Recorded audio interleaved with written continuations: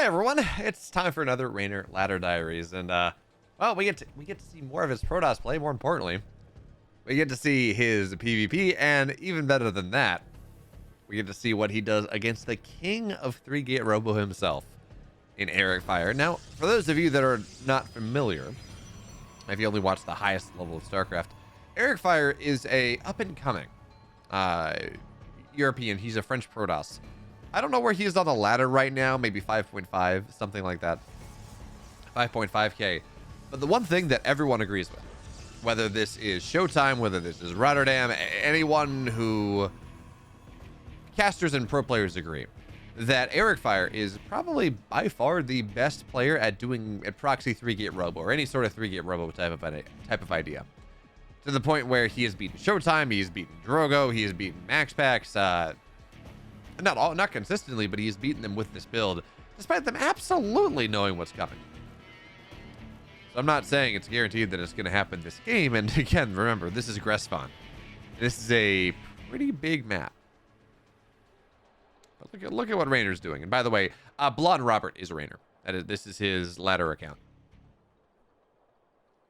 And I don't know what it is. Reynor, more than anyone, is just, he has so many names for what he wants to do. I think he's I think he's like Ketosis Robert right now in his Discord or something. His name changes more often. I don't know.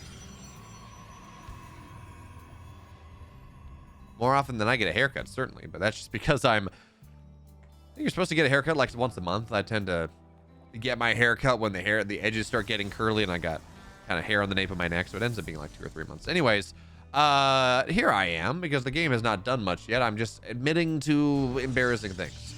But looks like, well, Reynor, he's gonna proxy Stargate here against Arrogfire, and Arrogfire is proxying his own Stargate. So this is fun. This is new. This is not a game state we see all that often. Both players have proxied a Stargate in almost the exact same position. Now, if it was the exact same, the Stargate would be right here. And that is a minor advantage to our Blonde Robert. In that, in effect, the Stargate, or the Oracle of Reynor, will arrive in Arrogfire's main a little bit faster than Arrogfire's in Reynor's, on top of the fact, of course, that Arrogfire got his pylon down a little slower, so his Stargate is going to be a little bit slower as well. So everything from that perspective, geez, this is mirrored builds. But Reynor actually gets the first shot on the adepts as well, so he moves forward here, and he's going to take the positive trade, maybe. Oh no, he's going to lose the first adept because line of sight is a cruel mistress. And now, well, Arrogfire, despite losing the damage trade at first because Reynor doesn't micro properly, Arrogfire has 2 adepts to 1. Probe thou on the high ground, that's going to do something, but, well, the probe's not able to block the wall in time. Reynor blocks the wall, he's going to be fine. And now, Oracle number 1 is done. It looks like Reynor wants to pool his oracles. He's going to have to get a second one soon enough. And now this is going to be a dead adept here. Reynor's got double stalker, double oracle, soon to be double oracle, double adept. And do we have? There we go. Oracle's in the main base here. How many kills does it have? It's got 3.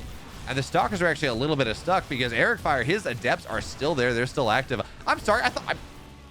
I said those stalkers were Arrogfires. Or were Reynors. They're Arrogfires. And now the probes are able to go back to mining, but 8 probes have gone down. This wall is in a bit of a pickle, but oracles from Reynor, they run into the other side. Now he dives into the natural, but there's nothing there. And he does get 5 probes in the main. But importantly, there are 2 oracles now. Shield batteries don't keep you safe anymore. You need those stalkers. Arrogfire is building his own second oracle, but remember, he lost his first one. He's not going to have nearly the level of power that he might otherwise have. And now oracles, they dive in once again. And notice Reynor's keeping the oracles constantly moving. It's not perfect. But the idea here, of course, is that oracles have a very high acceleration. So if you keep them constantly moving, you're able to micro them around and make them float like butterflies, sting like some pretty painful bees. But if you don't, well, then they stop and they die. So at the end of the day, 13 probes to 8 have gone down. Second oracle dives in, but Reynor has this 3 stalkers in the main. So, oracles, you want to be very careful. But they're Phoenix out, so these oracles probably should go down. But at the end of the day, remember, Arrogfire committed to 2 oracles, just like Reynor did. Arrogfire lost 5 more workers, and he had to buy a Phoenix to try to deal with this. And it's still not clear that the second oracle is going to get found out. Arrogfire is canvassing the map looking for it, but it doesn't seem like he's going to find it. So Reynor still has this harass potential, but realistically at this point, this vision potential, this stasis trap potential that should allow him, theoretically, to be able to have a little bit of knowledge of what happens on the map as the oracle dives in, but Arrogfire doesn't stick on the probe, and it will stay alive. So behind this Arrogfire, he's got Blink on the way. Reynor's Twilight is very late, though. That's kind of the big takeaway here. So this Blink is going to be much, much faster coming in for Arrogfire. He does have some potential damage there. Is now Adept, singular Adept in the main base with the Oracle causes some problems. So the Adept is going to eventually go down. Oracle gets 1 kill. 10-13. But the more important thing here is, despite the fact that it's only 3 workers difference in workers lost, that was a lot of damage done at once that Reynor did. And in Arrogfire, you know, he got a couple workers here. He got that 8, and then he got 2 more later on. The later in a game that you kill probes or kill workers in general, the less impactful it is, at least in small numbers. If you kill 30 workers, it's... Well, even if you kill 30 workers, you kill 30 workers against someone who's 80, they're still on 50, and they might be able to come back. You kill workers when 30 workers when someone's at 30 workers, well, the game is just over. As this oracle from our blonde Robert will finally go down.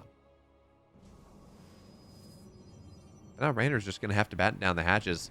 The fact that Blink is... If Arrogfire knew that he had such a Blink disparity, he would run across the map and end the game. But he hasn't done so, not just yet. He doesn't quite... I don't think he understands how good of a position that he is in as the Oracle looks for a little bit more damage. And there's no shield battery. There are no stalkers here. So the Oracle will be able to get something as it dives into the natural. It's going to get a couple more workers. And I like that lift on the... I didn't know you could lift a... Wait. Oh, that's such an interesting... I didn't know that was a thing. So he lifts the warping in stalker, and apparently, if you lift a stalker or a unit that's warping in, its warping gets paused. That's news. I did not know that was a thing. That's pretty cool.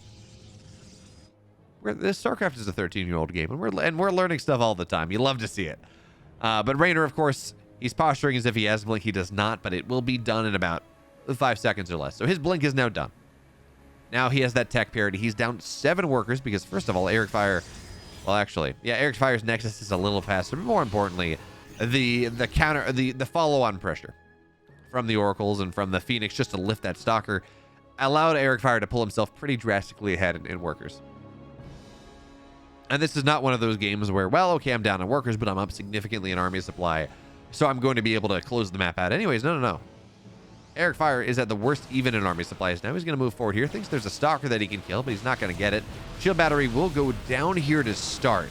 And now Arrogfire, he finds his way forward just a little bit more. Reynor establishes a really nice concave, though. Actually, it's a full surround coming in. And Reynor, he pulls the trigger here. He thinks he's got the break, even despite everything that's happening. He's going to get on top of all of these stalkers. And yes, the Phoenix left 1, but who cares?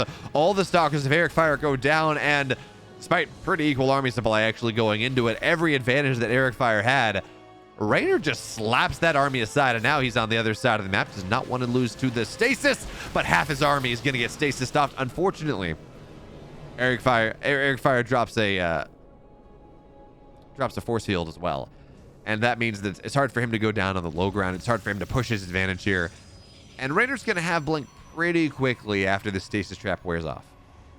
Not instantaneously, but he's going to be able to rejoin the fight with these stalkers. Probes preemptively pulled 1 lift on the stalkers. Phoenix trying desperately to make this fight happen, and now the stalkers, they're just going down. There's not enough of them. Shield battery overcharge is going to get popped, but honestly, the Blink micro from Arrogfire is just not good enough. The probes are now starting to fall, but Reynor has more than enough here, and he is just shredding Arrogfire, despite being down in workers, despite being down in army supply, or at least even. Well, Reynor's positioning was too damn good. He runs across the map, delayed slightly by the stasis, but Reynor makes this game happen, and Arrogfire is just dead. The Blink micro from Reynor is just fantastic. And Reynor takes this game against Arrogfire. Now, folks, if you want to see more Reynor ladder games, or Sarah ladder games even, those go live on Tuesdays, you should make sure to subscribe to the YouTube channel. Videos 7 days a week, 6 casts a week, and then Nidus News Network on Sundays. That's going to be happening. 10 minutes news about StarCraft and everything happening in the scene. You should check it out. And also stream on Twitch 4 days a week. Twitch.tv/Bamwolf. But for now, thank you so much for watching. I'll see you next time.